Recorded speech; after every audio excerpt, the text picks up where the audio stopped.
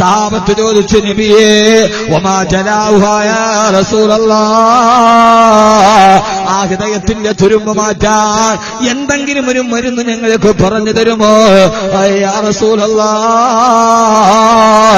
ആദരവായ റസൂലുള്ളാഹി സ്വല്ലല്ലാഹു അലൈഹി വസല്ലമ അവരോട് പറഞ്ഞു കൊടുത്തു, അത്ര സഹാബ, ഈ ഹൃദയത്തിന്റെ ദുരോഗം മാറണോ, ഈ ഹൃദയത്തിന്റെ തുരുമ്പ് മാറണോ, രണ്ട് കാര്യങ്ങൾക്കല്ലാതെ ഹൃദയം നന്നാക്കാൻ കഴിയില്ല. അതിലൊന്നാമത്തേതെന്നറിയോ? ദിക്റുൽ മൗതി വതിലാവത്തുൽ ഖുർആൻ. ദിക്റുൽ മൗതി, മരണത്തെ കുറിച്ച് ഓർമ്മിക്കുക, നാളെ ഞാൻ മരിക്കുമെന്നുറപ്പിക്കുക. വതിലാവത്തുൽ ഖുർആൻ, ആ രണ്ട് കാര്യങ്ങൾ നമ്മുടെ ജീവിതത്തിൽ ഇൻഷാ അല്ലാഹ് പാരായണം ചെയ്യാനും പറയുവാനും പഠിപ്പിക്കുവാനും നാളെ ജീവിതത്തിൽ ഇത് ഉറപ്പിക്കുവാനുമാണ് നമ്മൾ ഈ സദസ്സിൽ. ഒന്നാമതായിട്ട് അല്ലാഹുവിന്റെ റസൂല് പറയാ, ഹൃദയം നന്നായിട്ട് പടച്ചറപ്പിൽ ഇഷ്ടപ്പെട്ടവനായി ഭൂമിയിൽ ജീവിക്കണോ, ഒന്നാമത് ചെയ്യേണ്ടത് ദിക്റുൽ മൗതി, മരണത്തെക്കുറിച്ച് ഓർമ്മിക്കുക. നാളെയാണ് ഞാൻ മരിക്കുന്നതെന്ന് ഉറപ്പിക്കുക. ഇന്നത്തെ എന്റെ വഅലിന്റെ ജീവിതത്തിന്റെ ഏറ്റവും അവസാനത്തെ വഅലാണ്. നാളെ രാവിലെ സൂര്യൻ ഉദിക്കുമ്പോ ഞാൻ ഈ ദുനിയാവിലുണ്ടാവില്ല എന്ന് ഒരാൾ ഉറപ്പിച്ചു കഴിഞ്ഞാൽ നാളെയാണ് എന്റെ വീടിന്റെ ഉമ്മറപ്പടിയിൽ നീലട്ടാർപ്പായ വലിച്ചു കെട്ടുന്നത്, നാളെയാണ് എന്നെ മരണം സംഭവിക്കുന്നത്. സഹോദരങ്ങളെ, മരണത്തെക്കുറിച്ച് ആർക്കാ പറയാൻ കഴിയുക? ആർക്കാ മരണത്തെക്കുറിച്ച് നിർവചിക്കാൻ കഴിയുക? ഏത് സമയത്താ മരണമെന്ന് പറയാൻ കഴിയുക? ഈ അടുത്ത സമയത്ത് കേരളത്തെ പിടിച്ചു കുലുക്കിയ വെടിക്കെട്ട് അപകടമാണ് കൊല്ലം ജില്ലയിൽ. എന്റെ വീടിൽ നിന്ന് 20 കിലോമീറ്റർ അകലെയാണ് ഈ സംഭവം നടക്കുന്നത്. കൊല്ലം ജില്ലയിലെ പരവൂര് പുത്തിങ്ങൽ ക്ഷേത്രത്തിൽ വെടിക്കെട്ട് അപകടം നടക്കുമ്പോ അതിന്റെ 3ാമത്തെ ദിവസം ഞാൻ ആ സ്ഥലമൊന്ന് സന്ദർശിക്കാൻ പോയ ആ സമയത്ത് ഞാൻ നാട്ടിലുണ്ടായിരുന്നില്ല. അവിടെ സന്ദർശിക്കാൻ പോയപ്പോ മനുഷ്യ ശരീരങ്ങളെ ചിന്നിച്ചിതറി ഭസ്മമായപ്പോ 114 ആളുകളുടെ 110 മനുഷ്യരുടെ സ്വപ്നങ്ങളെ കവർന്നെടുത്തു പോയ ആ ദുരന്ത ഭൂമിയിലോട്ട് കടന്നു പോയപ്പോ അവിടെ നിന്നവര് ദൃക്സാക്ഷി എന്നോട് പറഞ്ഞതാണ്, ഉസ്താദ്, ഈ വെടിക്കെട്ട് അപകടം നടക്കുന്നത് പുലർച്ചെ 4 മണിയോടടുപ്പിച്ച അതേവരെ രാത്രി 8 മണിക്ക് ഞാൻ എന്റെ മകനുമായിട്ട് വെടിക്കെട്ട് കാണാൻ വന്നതാ. അപ്പൊ തുടങ്ങി വെടിക്കെട്ട് മണിക്കൂറുകളോളം, ഏതാണ്ട് 8 മണിക്കൂറോളമായി 4 മണി വരെ തുടരുമ്പോ അവസാനത്തെ വെടിക്കെട്ടിന്റെ സമാപ്തി നടക്കുകയോ. അവസാനത്തെ വെടിക്കെട്ടാണ് നടക്കാൻ പോകുന്നത്. 80% ബ്ലാസ്റ്റ് ചെയ്ത് കഴിഞ്ഞ് 20% മാത്രമാണ് പൊട്ടിയത്. 80% എങ്ങാനും ബാക്കിയുണ്ടായിരുന്നെങ്കിൽ ആ പ്രദേശം ഇന്ന് ഭൂമിയിലുണ്ടാകുമായിരുന്നില്ല. മനുഷ്യന്റെ മത്സരക്കൊതിയുടെ ആർഭാടത്തിന്റെ ഒരിരയായി 110 മൃതദേഹങ്ങൾ അതേ ലോകത്ത് കരിഞ്ഞു പോകുമ്പോ അവസാനത്തെ വെടിക്കെട്ടിന്റെ സമയമായി. വെടിക്കെട്ട് നടക്കുന്നതിന് 4 മിനിറ്റ് മുമ്പ് എന്റെ മകൻ എന്റെ കയ്യിൽ പിടിച്ചു വിളിച്ചിട്ട് പറഞ്ഞു, അച്ഛാ, നമുക്ക് തിരിച്ചു പോകാം, എനിക്ക് ഉറക്കം വരുന്നു, വിശക്കുന്നു. മോനെ, ഒരു 5 മിനിറ്റ് കൂടി. എന്തെന്നറിയില്ല, എന്റെ മകൻ കയ്യിൽ കിടന്ന് ബലമായിട്ട് പിടിച്ചു വലിച്ചപ്പോ അറിയാതെ ഞാൻ അവിടെ നിന്ന് നടന്നിട്ട് 500 മീറ്റർ നടന്നിട്ടില്ല. അപ്പോഴാണ് വെടിക്കെട്ട് അപകടം നടക്കുന്നത്.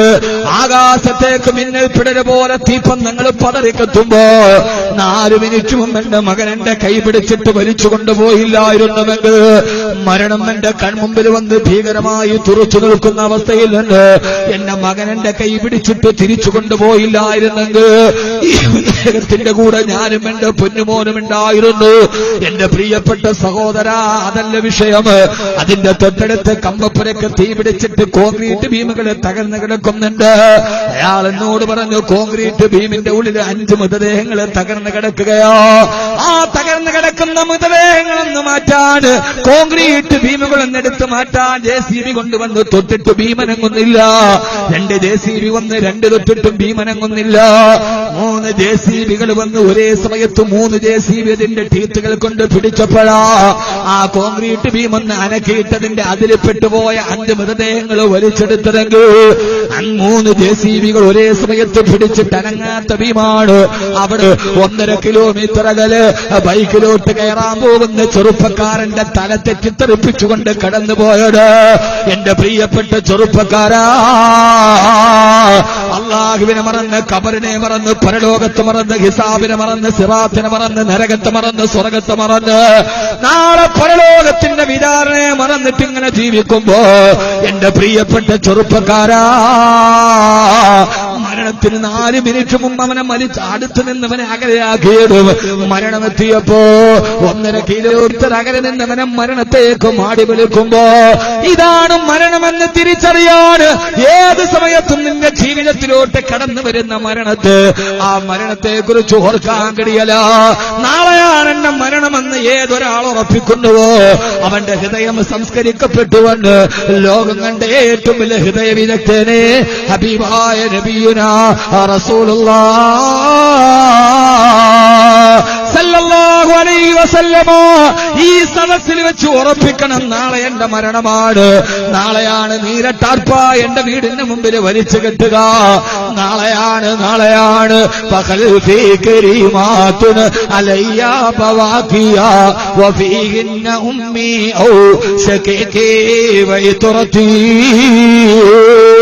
നാളെയാണ് എന്റെ പൊന്നുമക്കൾ എന്റെ ഖബറിന്റെ തൊട്ടടുത്ത് നിന്ന് നിലവിളിക്കുന്നത്. നാളെയാണ് എന്റെ ഭാര്യയും മക്കളും എന്റെ ശരീരത്തിൽ പിടിച്ചിട്ട് പൊട്ടിക്കരയുന്നതെന്ന് ആർക്ക് ചിന്തിക്കാൻ കഴിയോ? ഇന്നലെ ഞാൻ എന്റെ നാടിന്റെ തൊട്ടടുത്ത് മതപ്രസംഗം കഴിഞ്ഞ് 3 മണിക്ക് വീട്ടിൽ വന്ന് രാവിലെ 6:10 ഫ്ലൈറ്റിനാണ് ബാംഗ്ലൂരിലേക്ക് വരുന്നത്.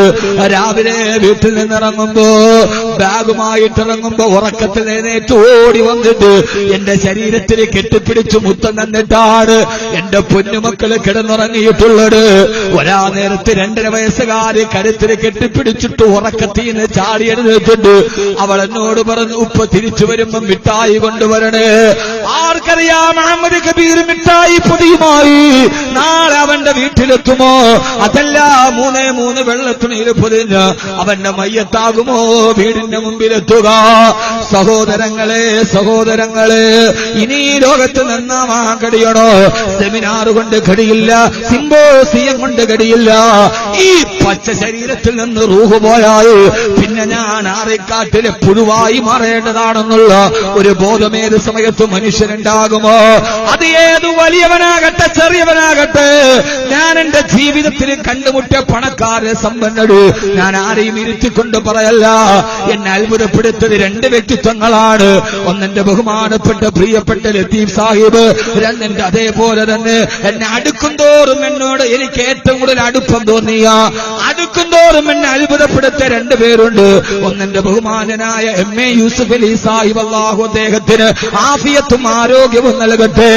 ആ കോഴിക്കോടും മാൻമോളിലും മരിച്ചുപോയവനെ രക്ഷിക്കാൻ കുടിയിലേക്ക് ഇറങ്ങിയപ്പോ നൗഷാദിന്റെ പേരിൽ മതത്തിന്റെ വർഗീയത പകർത്തിയവിടെ മുന്നിൽ കൊല്ലം പരവൂര് പുട്ടിങ്ങൽ ക്ഷേത്രത്തില് 110 ഹൈന്ദവ സഹോദരങ്ങൾ മരിച്ചു വീടുമ്പോ 5 ലക്ഷം രൂപ നഷ്ടപരിഹാരവുമായി വന്ന് യഥാർത്ഥ മുസ്ലിമാരെന്ന് പഠിപ്പിച്ചു കൊടുത്ത മഹാനായ എം.എ. യൂസുഫ് അലി സാഹിബ് എല്ലാം വെള്ളാപ്പള്ളിയെ പോലെയല്ല. മരിച്ചുപോയവരുടെ കുടുംബത്തിന് ഞാൻ ജോലി നൽകാമെന്ന് പറഞ്ഞ് കടന്നു വന്നു എം.എ. യൂസുഫ് അലി സാഹിബ്. ഇതാണ് ഇസ്ലാമിന്റെ മതേതരത്വം.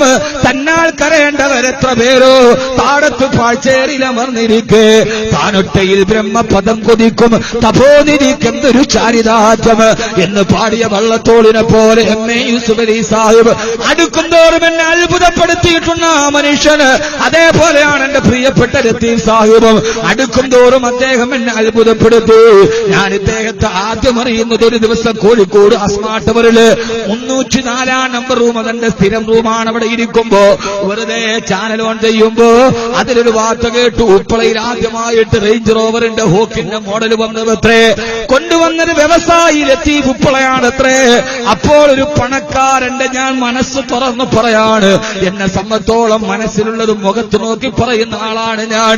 സുഖിപ്പിക്കൽ എന്റെ ജോലിയല്ല. ആ സമയത്ത് ഞാനൊരു പണക്കാരൻ അവന് കൊടുത്ത അള്ളാഹ് കൊടുത്ത സമ്പത്ത് കൊണ്ട് വാങ്ങിച്ചെന്നേ കരുതിയുള്ളൂ. പിന്നെയാണ് ഞാൻ ഈ അടുത്ത സമയത്ത് തിരിച്ചറിഞ്ഞപ്പോ അള്ള നൽകിയ സമ്പത്ത് കൊണ്ട് 14 വീടുകളും 5 സെന്റ് സ്ഥലവും അടുത്ത 100ാമത്തെ വീടാണ് എന്റെ ലക്ഷ്യമെന്ന് പറയുമ്പോ എന്റെ പ്രിയപ്പെട്ട സഹോദരങ്ങളെ, അള്ളാഹു അദ്ദേഹത്തിന്റെ സമ്പത്തിന് ബറക്കത്ത് കൊടുക്കട്ടെ. എന്നെ അത്ഭുതപ്പെടുത്തി എം.എ. യൂസുഫ് അലി സാഹിബ് കഴിഞ്ഞ റമദാനിൽ അദ്ദേഹത്തിന് അബുദാബിയുടെ വൈറ്റ് ടവറിന്റെ 10ാം നിലയിലെ ഓഫീസിലിരുന്ന് സംസാരിക്കുമ്പോ എന്നോട് ചോദിച്ചു, ബാക്കവി നിങ്ങളിങ്ങനെ വാത് പറയുമ്പോ മരണം പറഞ്ഞിട്ട് ആളെ ഇങ്ങനെ കരയിപ്പിക്കുന്നത് എന്തിനാണ്? എന്റെ ഭാര്യയ്ക്ക് നിങ്ങളുടെ വാത് വലിയ ഇഷ്ടമാണെന്നൊക്കെ ഒരു സാധാരണക്കാരനെ പോലെ നിങ്ങൾക്ക് വിയോജിക്കാൻ വേണമെങ്കിൽ യോജിക്കാമത് പ്രശ്നമല്ല. അത് പ്രശ്നമല്ല. പക്ഷേ എനിക്ക് പറയാനുള്ളത്, അങ്ങനെ മരണത്തെക്കുറിച്ച് പറയുമ്പോ ആ സമയത്ത് എന്നോട് പറഞ്ഞു, ബാക്കവി അറിയില്ലല്ലോ എം.എ. യൂസുഫ് അലിയുടെ മരണം എവിടെയാണെന്ന്.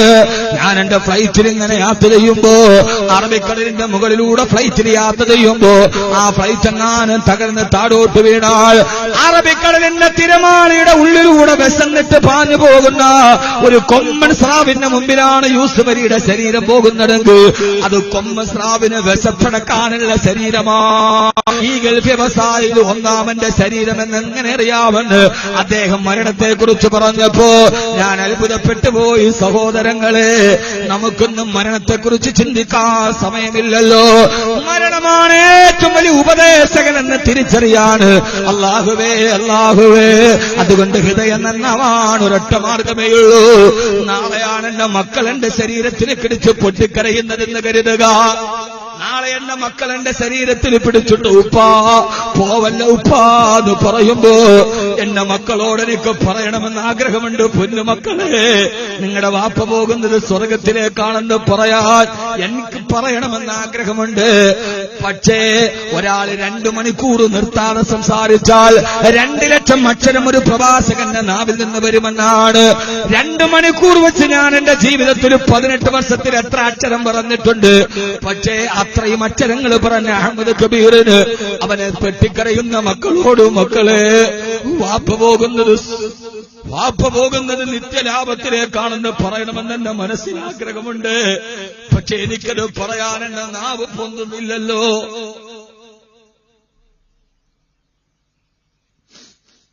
നമ്മുടെ നാവ് പൊന്തിക്കാൻ കഴിയാത്ത ഇരിക്കുന്ന കോടീശ്വരനും മരണം വന്നാൽ ആ സമയത്ത് പിന്നെ ജീവിതത്തിൽ നിന്നവൻ മാറിപ്പോയല്ലോ. കെട്ടി 3 കെട്ടും മുറുക്കി കെട്ടി 6 കാല് കട്ടിയിൽ നിന്നെയും കയറ്റി ലാ ഇലാഹ ഇല്ലല്ലാഹ് എന്നുറക്കരുതി ഭാര്യ മക്കളോട് പോലും വീടയും ചൊല്ലി പള്ളിക്കാട്ടിലേക്കാണ് യാത്ര, പരലോകത്തേക്കുള്ള യാത്ര. ഒരിക്കലും തിരിച്ചു വരാത്തൊരു യാത്ര നാം തിരിച്ചു പോകുമ്പോ പോകാൻ കഴിയേണ്ട സഹോദരങ്ങളെ, പാണക്കാട്ട് പൂമരത്തണൽ സയ്യിദ് മുഹമ്മദ് അലി ശിഹാബ് തങ്ങൾ മരണപ്പെട്ടു പോകുമ്പോ പുഞ്ചിരിച്ചിട്ടാണ് വിട പറഞ്ഞു പോയത്. മഹാനായ സൈനുൽ ഉലമ ചെറുശ്ശേരി ഉസ്താദ് ശരീരത്തിന് അനക്കം നഷ്ടപ്പെടുമ്പോഴും ഐസിയിൽ കിടന്ന് ഹൃദയം കൊണ്ട് വിക്രി ചൊല്ലിയിട്ടാണ് വിട പറഞ്ഞു പോയത്. അള്ളാഹു നമുക്ക് നല്ല മരണം നൽകട്ടെ.